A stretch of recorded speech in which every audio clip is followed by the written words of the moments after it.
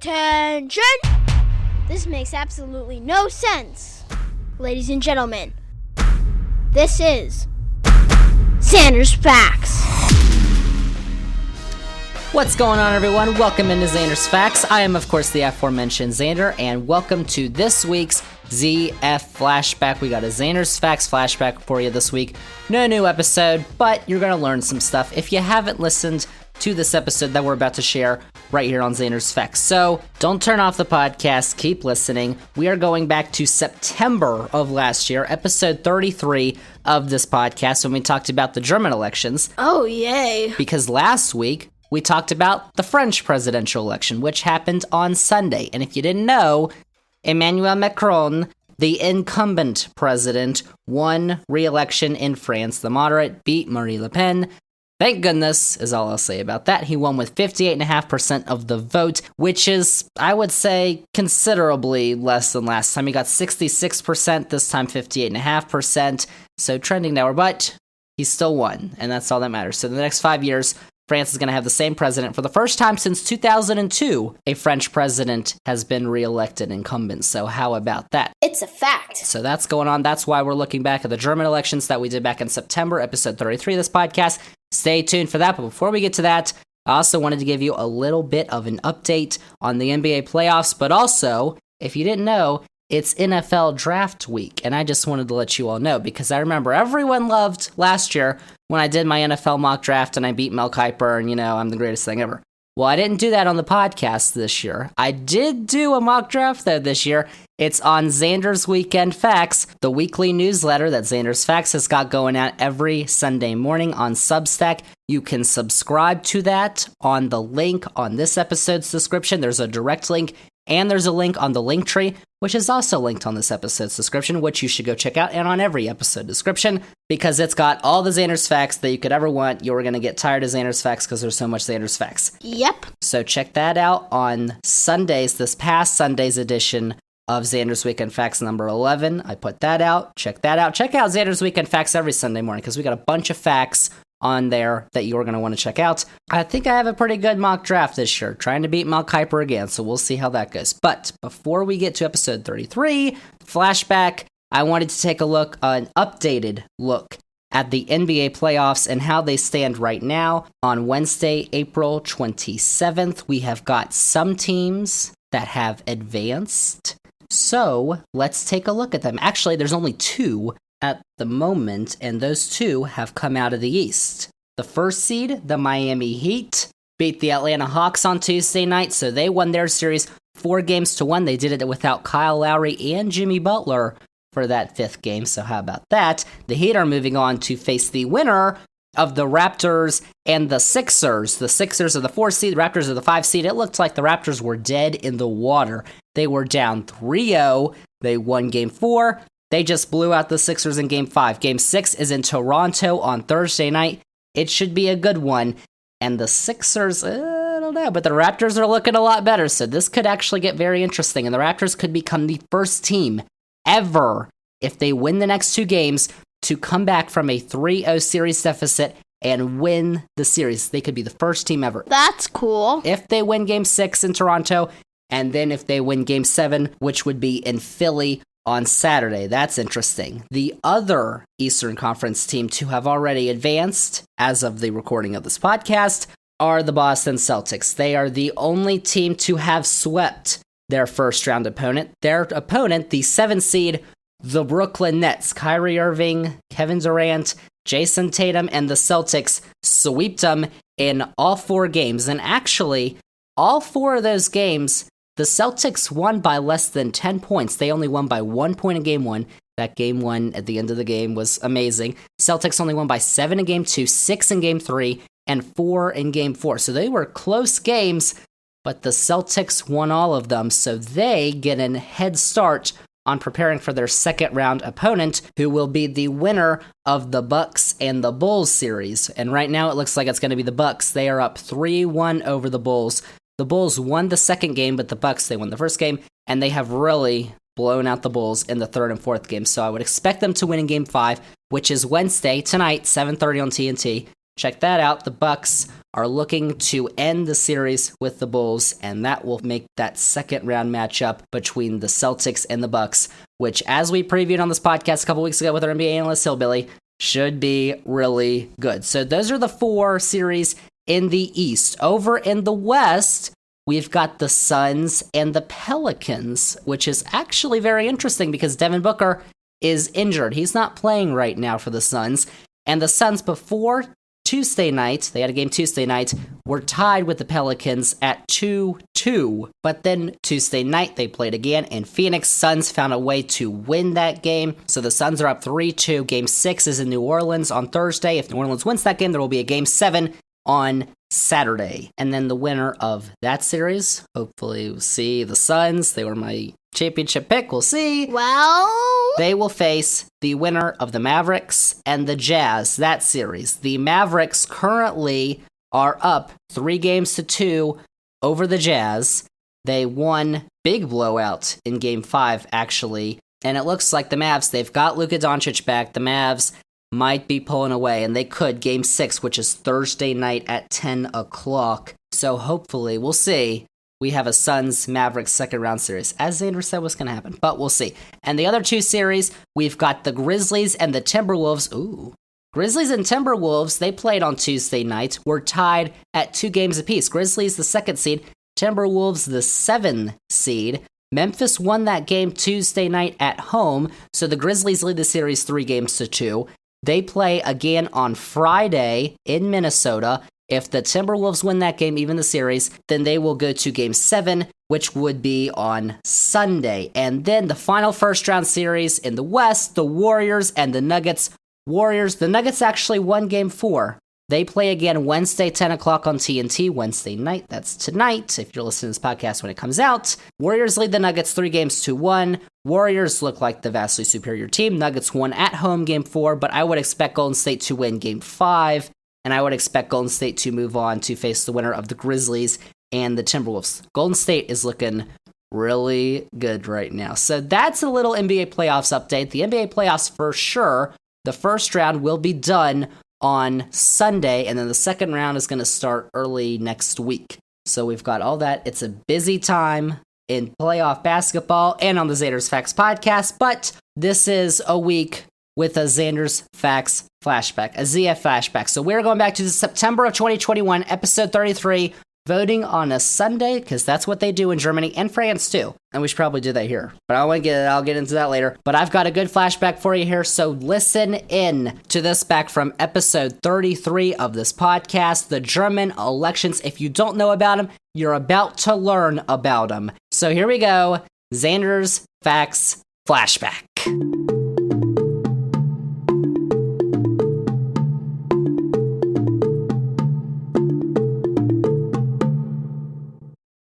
Zander's Facts. We're easing back into politics, but we're not going to stay in the U.S. We're going across the pond to talk about our politics this week, because there are some things happening specifically in Germany.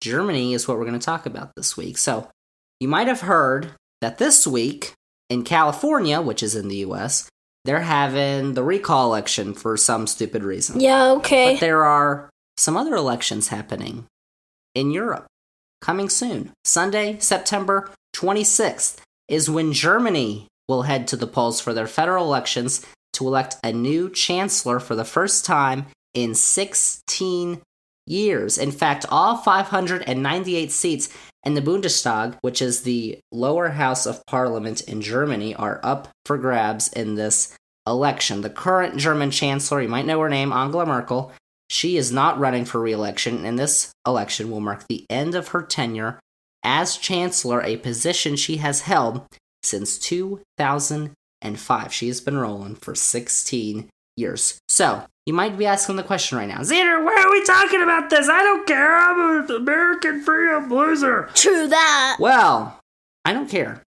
They do matter to you, and I'll tell you why, because Zander, myself, is about to break down these upcoming German elections and why they matter to you, even if you're an American patriot who loves America and needs to stop whining about other countries. Quit your whining. So, first off, before we figure out who's running to replace Merkel, let's dive deep into how elections work in Germany, because they work similarly to other parliamentary systems in Europe and across the world, but differently than how elections work here in the US. Some ways. It's kind of complicated, so let's talk about it. So for instance, German elections in the Bundestag occur every 4 years, like the presidential elections do here in the US. And in Germany, the most powerful office is Chancellor. And while they do have a president, and it technically ranks higher than Chancellor, its role is largely ceremonial, which is why I don't even know the German president's name, and I didn't do all that research, whatever. How about that? So Germany is split up into 299 constituencies. In the US, we have House of Representative districts. In Germany,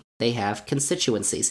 And every citizen gets 2 votes to make up the 598-seat Bundestag. The first vote is to elect a local MP, which represents about 250,000 people. And this vote uses a first-past-the-post system, which is where a single candidate is selected, similar to how we do it here in the US and in the UK, which is in contrast with ranked choice voting, which we actually discussed on this podcast way back, episode 15. Bold move there. If you want to learn more about that. But they just vote for the person like we do for the House of Representatives and Senate and President and all that stuff. This is similar to how we vote for the House of Representatives because the candidates run in their respective districts or constituencies, as they are called in Germany. So the second vote that they have is where it gets different. Here we go. The second vote is for a party. They will vote for a specific party, and this vote determines the proportion of seats that each party gets in the Bundestag, as long as the party receives at least 5% of the national vote. If the party gets less than 5%, they do not get any representation. However, the Bundestag size can change. So for instance, after the 2017 elections, which were the last elections, they had 709 seats. Hold on a second. So why is that? Well, the makeup of the Bundestag has to reflect the results of the second vote, that party vote. And since it's common for voters to split their ballot, like you can do here in the US with different candidates, parties can sometimes win more seats in the first vote than the second. So, if a party wins more constituencies, or first votes, than it is entitled to based on the second vote results, the extra seats are called overhang seats. And in order for the chamber to reflect the results of the second vote, other parties are awarded balance seats to make up for that. So, the 709 seats that are in the current Bundestag are the most ever, and German's parliamentarians actually voted to reduce the number of constituencies from 299 to 280 by the next elections in 2025 in order to keep the size in check. Too many facts. So who fills the seats in the second vote and the additional seats? Because in that first vote, you're actually voting for a name. But in the second vote, you're just voting for a party. So who fills those seats? So the parties will meet for their respective conferences months before the election, kind of like the conventions here in the US, the DNC, the RNC, all those that happen months before the elections. True. At these conferences, the parties select their candidate for chancellor and create a list of candidates for the second vote and any additional seats. So that's how German elections work. And then after the election, the parties will begin talks with each other in order to form a coalition or a majority, but they don't have to do this if a single party gains a majority of seats. But since the reunification of Germany in 1990, that has not occurred. Too bad. And whichever group of parties gains a majority is allowed to govern. And the chancellor will usually come from the party in that coalition with the most seats. So that's how elections work in Germany. It's similar to how elections work in the UK. They have that parliamentary system. In the US, it's kind of similar parts of it. They have the constituencies or districts that you vote for. But in Germany, they don't directly vote for their leader. They vote for the party who they want to lead, I guess. And then the party has their candidate that they already know of. That's blasphemous. And we already know who's running in the major parties. So, who is running to replace the current Chancellor Angela Merkel? So, in contrast to the US's two-party system, which is terrible. Terrible. Germany has many parties represented in the government. The last Bundestag had 6 parties represented. However, since Germany's reunification, only 2 parties have held the chancellorship, the CDU-CSU and the SPD. What are those? We'll talk about them. What do you say? Here are the 6 major parties and their candidates for chancellor in Germany. Pay attention. Get ready. First up is the CDU/CSU, which is also known as the Union Parties and the Christian Democrats. This is the center-right political alliance of the Christian Democratic Union of Germany, that's the CDU, and the Christian Social Union in Bavaria, the CSU.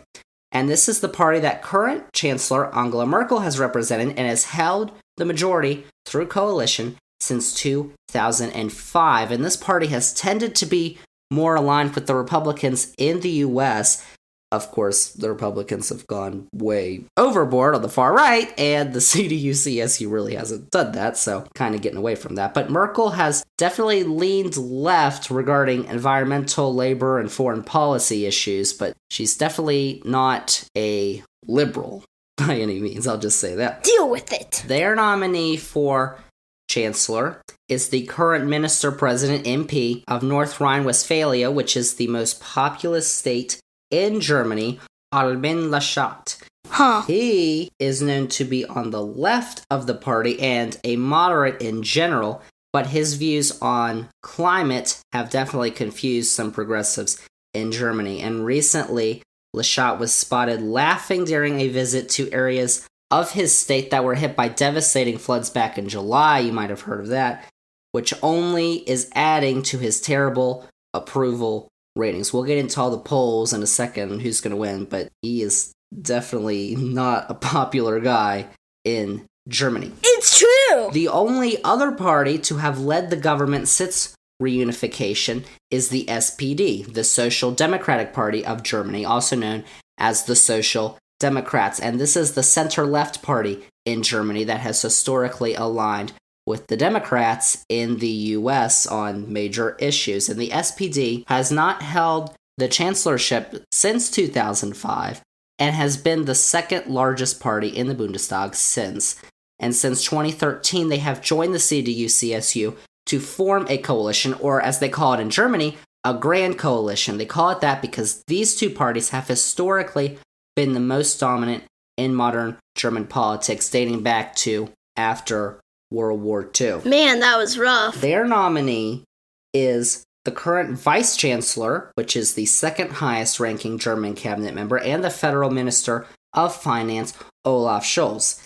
Out of the 3 highest ranking parties in the recent polls, Scholz holds by far the highest approval rating, and while he definitely leans to the left of Laschet, he falls to the right of the majority of the party on many issues, including the economy. And of course, we know because he's the federal minister of finance, he's basically in charge of the economy in Germany. Original. The party that had the smallest number of seats in the current Bundestag, but was at one point leading in the polls earlier this summer, is the Green Party, aka the Greens. And the Greens are classified as center-left, but they're left of the Social Democrats.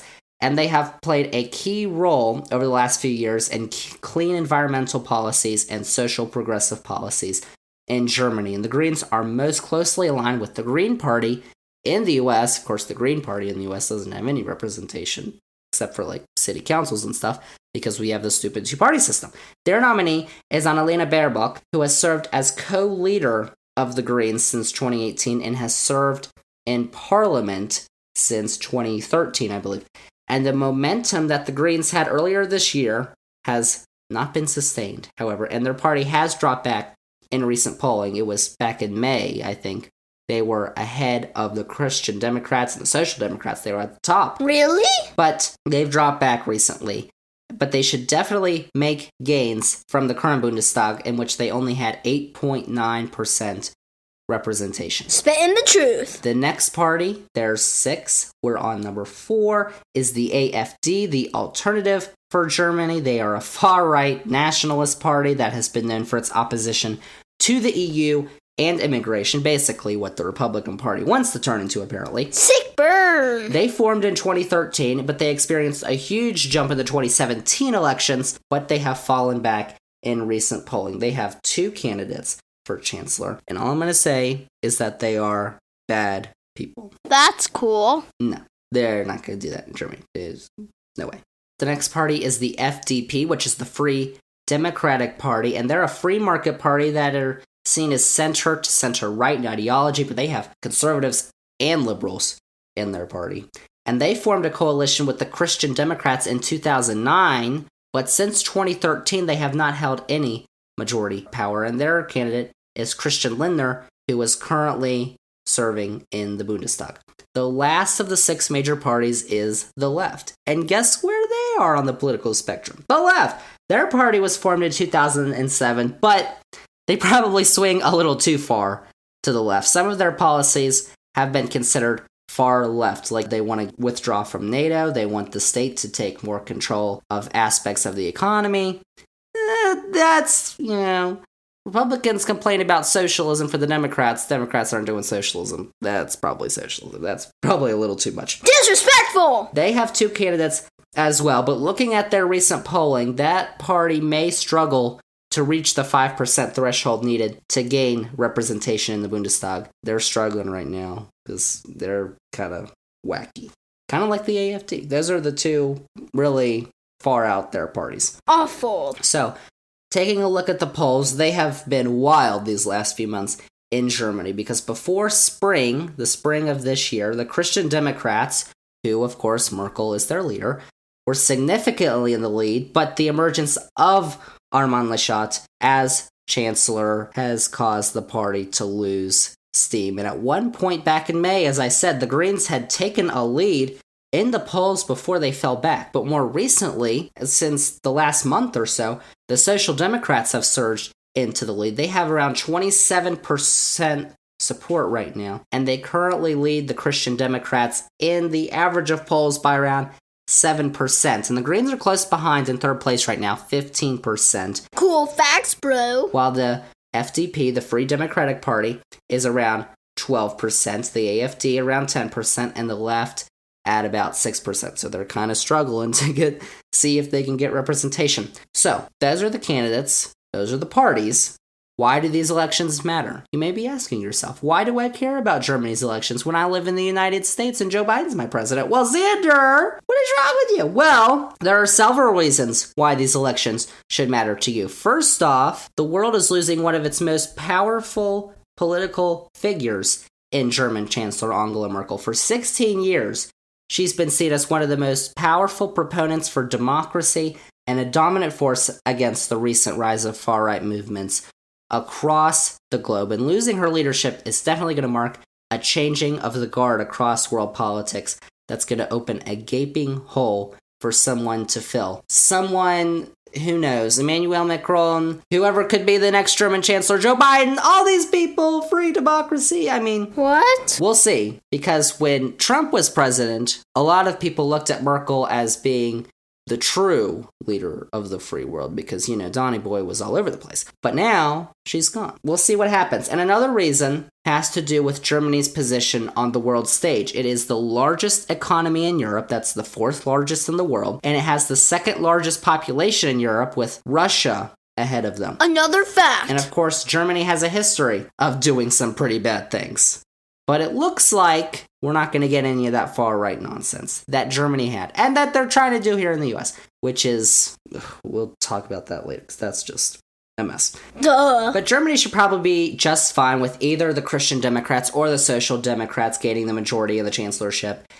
But it appears that right now, more Germans want to experiment with a more progressive government than they have had with the Social Democrats at this point. That's what the polls are saying. That's what, a lot of people in Germany approve of Olaf Scholz, who was the candidate for chancellor for the Social Democrats, and they really don't like Armin Laschet for the Christian Democrats, and that's the more right party. That's kind of like moderate Republicans right now, is that party. So, I don't know. We'll see. So in review, you may want to keep an eye on the upcoming elections in Germany, even though they're happening across the world. Definitely could have some ramifications here in the US and across the world too, because Germany is a pretty big and powerful country. So, what is next for the elections in Germany? and around the world. So right now, Wednesday, September 15th, we just wait until Election Day in Germany, which is on Sunday, September 26th, which makes sense because in Germany, the law is that you can only have an election on a national holiday or on a Sunday, which makes sense, and we should do that here in the U.S. It doesn't make any sense. Someday, maybe not a Sunday, but they should at least make a national holiday out of Election Day, which I think we talked about on this podcast too.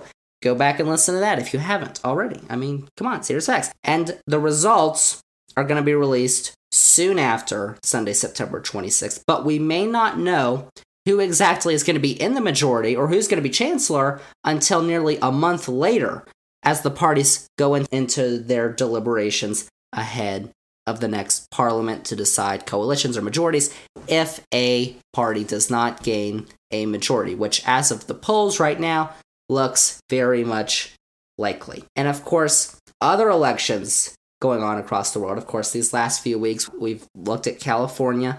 Californians are voting in their recall election of their governor, Democrat Gavin Newsom, who Republicans are trying to recall for imposing COVID restrictions that they don't like because I guess they're just whiny. Quit whining. But as of this recording, we don't know what the result is because that election ends Tuesday, September 14th, when I'm recording my podcast. But it definitely looks like Newsom should cruise by. The polls were kind of scary back like a month ago. The Republicans, they might have been gaining on him, but it looks like Newsom's just going to cruise by. Plus, it's California, and the candidate who the Republicans are really coalesced is basically a Trumper who, I mean, California is seriously one of the bluest states in the union. They're not going to do that. Come on. And later this fall, here in the U.S., we've got a couple off-year elections in a couple states, like in New York, the mayoral race in New York City, and the gubernatorial races for governor in New Jersey and Virginia. And we're going to talk about the Virginia race at some point because former Governor Terry McAuliffe is running for his old seat as a Democrat against businessman and Trumpy boy Glenn Youngkin, who is not a very nice boy. And finally, some other foreign elections that you might want to keep your eye on are in Canada. Canada is having a federal election it's a snap election that was called by Prime Minister Justin Trudeau. And even though Trudeau requested the election because he wanted to gain seats in Parliament, he is at risk of losing his majority. That election is this Monday, September 20th. So that'll be interesting. That's a fact. Trudeau's been a good boy, Ed. We'll see if he loses his seat. Hopefully not. And another upcoming election to pay attention to is next year, 2022, the French presidential election that you might have already heard of. French President Emmanuel Macron's first 5-year term ends, and he is up for re-election. That election is not until April 10th, 2022, but there are plenty of challengers seeking the job, as Macron has been hit by controversies regarding a proposed fuel tax. That was a big thing in France, and, of course, COVID. Some people are just whining because lockdowns and you can't do that. French freedoms. Not American freedoms, French freedoms. Stinger. There's all that. So, that's our politics for this week. Hopefully, you know a lot more about how German elections work because it's very interesting how different they are than American elections. And some aspects we should probably adopt here in the US, I would say. Like Election Day should not be on a random Tuesday, first Tuesday of November, whatever, when everybody has to work. It should be a national holiday. Or the multi-party system instead of the two-party system, because a system which had a lot of parties probably be a lot better, and we probably wouldn't have all this crazy stuff going on between the Republicans and Democrats right now. That's Zander's take. That's politics for this week. Zander's Facts. So there you have it. Zander's Facts Flashback here for you this week from episode 33. And by the way, just if you didn't know, this did happen in September, but Olaf Scholz and his party won. So Olaf Scholz is the chancellor. His party actually won with the coalition. They were able to form a majority coalition. So that's what's going on in Germany. In the French elections, of course, Macron won. If you want to listen to those, listen about them, learn how they work. Check out Zander's Facts last week, episode 60. Next week, we have got episode 61. New episode. Dr. Bobby, our expert on Ukraine, is going to be back on the podcast to talk about everything that is going on over in Ukraine, Russian invasion of Ukraine. You're going to want to listen to that, so tune in next week for a new edition of the Zander's Facts podcast. So that is it. Thank you all for listening to the Zander's Facts Flashback. And just a reminder, if you like the Zander's Facts podcast, if you think you're going to like all the facts on our upcoming episodes like next week, remember to click the follow button, download this podcast, rate the podcast, review the podcast, go on all your socials, Twitter, Facebook, Instagram, TikTok, Zander's Facts. That's Zander with a Z. And tell all your friends, spread the facts, Zander's Facts podcast. That is it for me. That is a wrap on this Zander's Facts Flashback. Thank you all for listening, and we'll see y'all with episode 61 next week.